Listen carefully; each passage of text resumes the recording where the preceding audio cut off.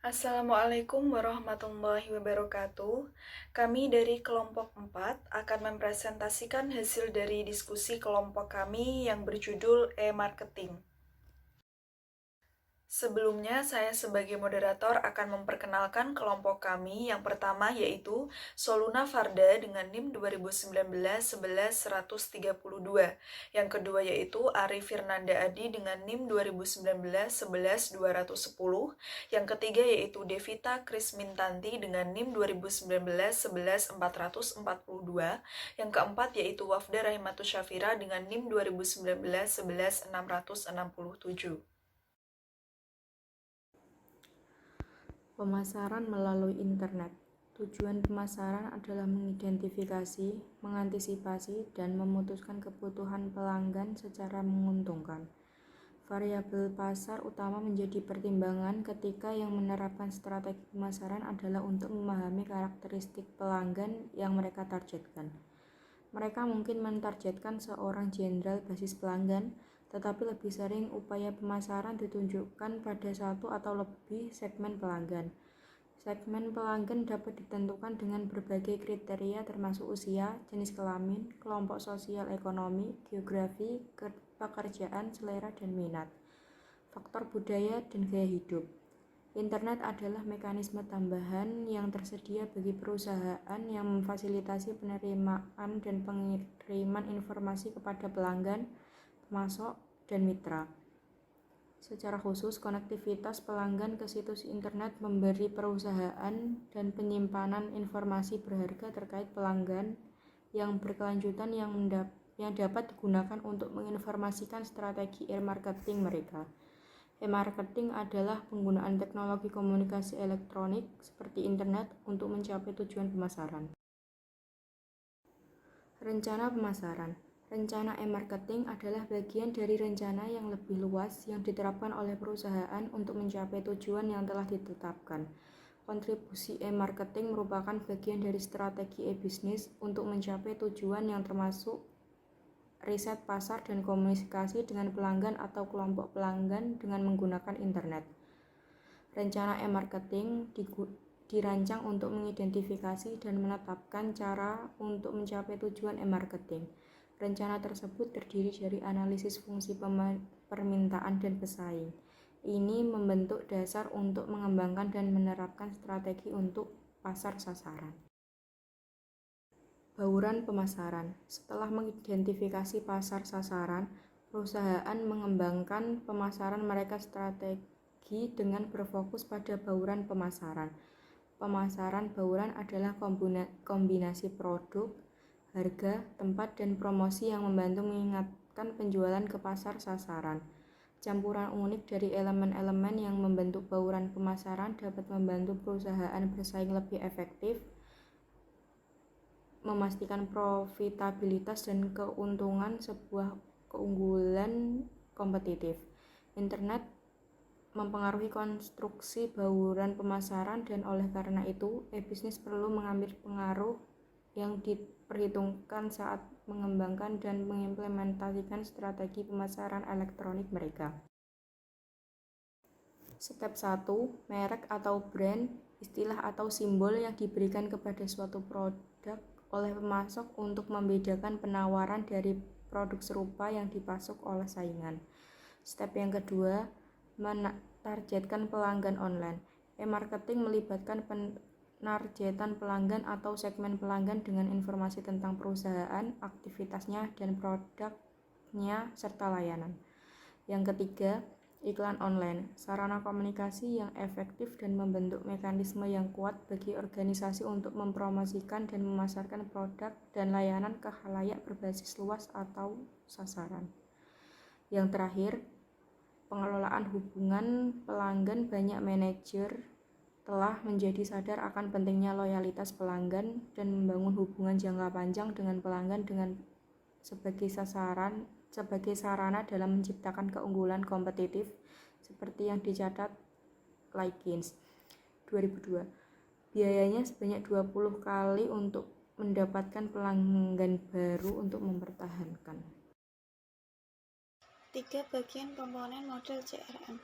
Yang pertama, akuisisi pelanggan. Untuk membentuk hubungan dengan pelanggan baru secara online lingkungan perdagangan, teknik ini termasuk periklanan dan promosi, penawaran diskon, pemimpin kerugian atau insentif lain untuk menarik pelanggan baru. Yang kedua, retensi pelanggan. Digunakan untuk mempertahankan pelanggan yang sudah ada. Ini mungkin melibatkan penggunaan informasi tentang pelanggan untuk menawarkan layanan yang dipersonalisasi. Yang ketiga, ekstensi pelanggan. Untuk mendorong pelanggan untuk menjadi lebih terlibat dalam kegiatan organisasi. Ini mungkin melibatkan pengiriman informasi tambahan melalui email langsung yang berkaitan dengan portofolio produk yang dimiliki perusahaan atau tentang perusahaan diri. Mini riset Soto Kudus Pak Ramijan. Profil Soto Kudus Pak Ramijan. Soto Kudus Pak Ramijan terletak di daerah Taman Bujana, Pujasera, Alun-Alun, Kudus.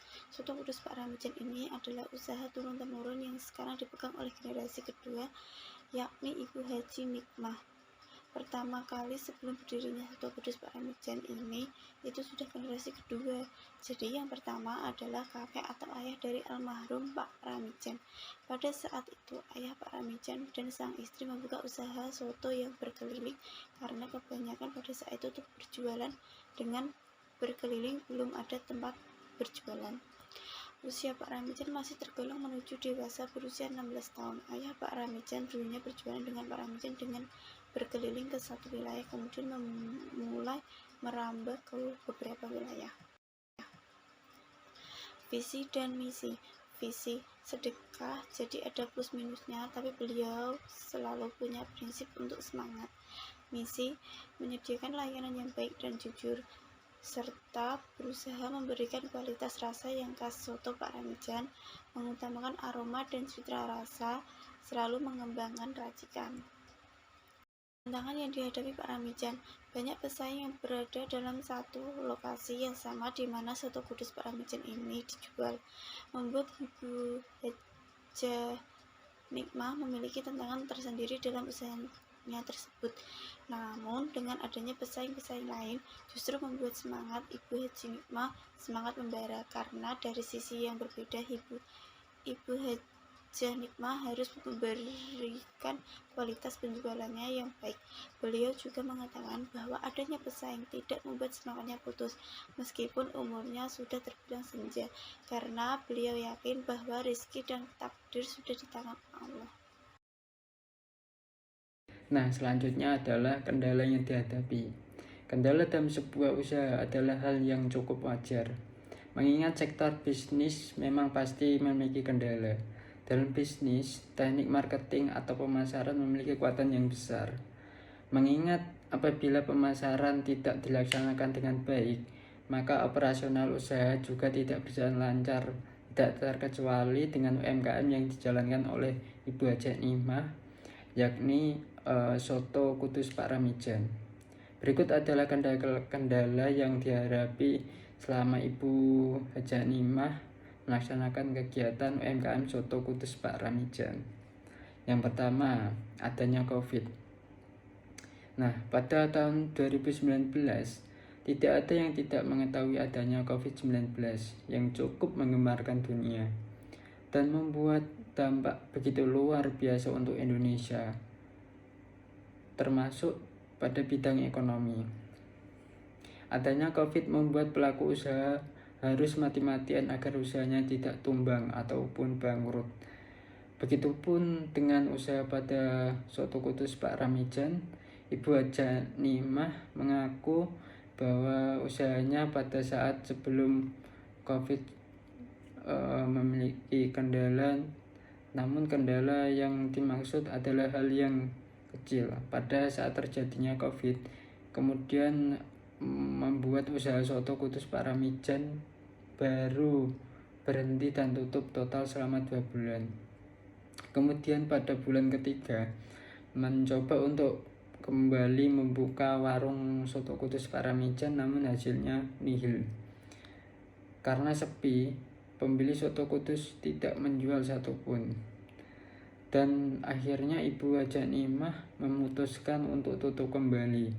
Beliau sudah mencoba untuk melakukan e-marketing, tapi Seperti yang kita tahu, semua manusia pada saat COVID-19, penjualan yang tidak terlaksana dengan baik karena harus terhenti sampai PPKM. Usai membuat finansial yang dikelola oleh Soto Kudus Paramijan turun secara drastis. Bahkan Ibu Haja Nikmah selaku pemilik usaha mengatakan bahwa saat terjadinya COVID, beliau bahkan menjual motor untuk menutup finansial yang dialami. Tidak ada solusi sama sekali yang harus ditempuh. Kemudian setelah PPKM dinyatakan longgar, sama sekali pada bulan Juni tahun 2022, Soto Kudus Paramijan kembali dibuka.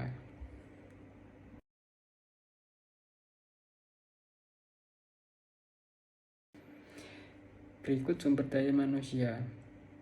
Sumber daya manusia di Soto Kudus Paramijan dalam menjalankan operasional usahanya melibatkan 4 orang pekerja. Dan Ibu Haja Nikmah selaku owner pun ikut menjual Soto Kudus Paramijan. 4 pekerja ini dibagi menjadi 2 shift. Untuk 2 orang, shift di jadwal pagi yaitu dari jam 6 sampai jam 2 siang. 2 orang lagi di shift pada jam malam yaitu jam 2 sampai jam 9 malam. Berikut juga ada proses produksi. Untuk proses produksi sendiri dari Soto Kudus Paramijan membagi pembuatan Soto Kudus sebagai menu utama dan menu selingan menjadi 2 tempat. Untuk menu utama yaitu Soto Kudus, Ibu Haja Nikmah menyampaikan bahwa proses pembuatan soto baik dari kuah, bumbu, dan lain-lain dibuat di rumah sendiri. Karena Ibu Haja Nikmah menyampaikan jika Soto Kudus Paramijan dibuat di tempat penjualan, maka akan menghabiskan waktu yang lama karena proses produksi. Selain itu, untuk menghindari kebocoran resep yang bisa saja terjadi. Oleh karena itu, pembuatan Soto Kudus Paramijan dilakukan di rumah. Namun untuk menu selingan, proses produksi dilakukan di tempat jualan. Pemasaran. Pada zaman dahulu belum maraknya teknologi bahkan atau sekedar e-commerce pun pada zaman dahulu belum ada. Pemasaran yang dilakukan oleh Soto Kudus Paramijan pada zaman dahulu yaitu hanya melalui masa ke masa atau bisa dikatakan mulut ke mulut. Melakukan promosi pada Soto Kudus Paramijan dilakukan oleh Ibu Haja Nikmah selaku sebagai pemilik Soto Kudus Paramijan. Banyaknya relasi dimanfaatkan oleh Ibu Haja Nikmah untuk melakukan pemasaran terhadap bisnisnya yakni makanan khas Kudus yang kita kenal dengan Soto Kudus. Seiring dengan perkembangan zaman, terlebih pada segi teknologi membuat Ibu Haja Nikmah selaku owner dari Soto Kudus Paramijan harus melakukan inovasi terhadap bisnisnya, yakni dengan melakukan pemasaran secara online atau melalui e-commerce. Didukung dengan faktor adanya COVID-19 yang pada akhirnya membuat Ibu Haja Nikmah harus melakukan penjualan bukan hanya sekedar offline, tapi melalui online juga. Akhirnya, Soto Kudus Paramijan dikenal lebih banyak masyarakat Kota Kudus, terlebih pada pelanggan yang sudah loyal pada Soto Kudus Paramijan. Keuangan. Pemasaran yang dihadapi oleh Soto Kudus Paramijan pada manajemen keuangan yakni pengelolaan keuangan yang masih dilakukan secara manual dan belum dikelola dengan baik. Keuangan pada Soto Kudus Paramijan dipegang langsung oleh owner yakni Ibu Haja Nikmah yang belum maksimal untuk pelaksanaannya. Selain itu, karena adanya faktor usia owner yang mempengaruhi pencatatan keuangan, tidak dilakukan secara rutin atau konsisten. Sehingga, hal ini dapat dikatakan bahwa pencatatan keuangan masih belum aktif dan efisien. Studi kasus mini. Perkembangan internet yang sangat cepat mempengaruhi perubahan bisnis. Banyak aktivitas bisnis yang berubah dengan tersedianya internet saat ini. Perubahan aktivitas bisnis yang signifikan dipengaruhi oleh internet, salah satunya adalah pemasaran atau yang disebut dengan marketing. Pemasaran adalah proses sosial dan manajerial di mana individu dan grup memperoleh apa yang mereka inginkan dan butuhkan melalui penciptaan dan pertukaran produk dan nilai dengan orang lain. Menurut Kotler dan Armstrong 2004. Pemasaran juga merupakan proses dari perancangan dan pelaksanaan konsepsi, harga, promosi, dan distribusi dari ide, barang, dan layanan untuk menciptakan pertukaran yang memuaskan individu dan tujuan organisasi, menurut Muhammad et al. 2003. Konsep internet yang tidak memiliki batasan tepat dan waktu semakin memudahkan perusahaan dalam memberikan informasi produknya. Sistem pemasaran produk melalui internet ini lebih sering didengar dengan istilah e-marketing.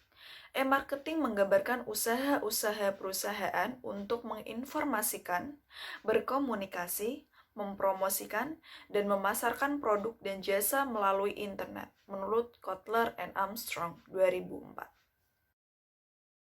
Sekian presentasi dari kelompok 4. Apabila ada tutur kata atau kesalahan, kami mohon maaf sebesar-besarnya. Wassalamualaikum warahmatullahi wabarakatuh.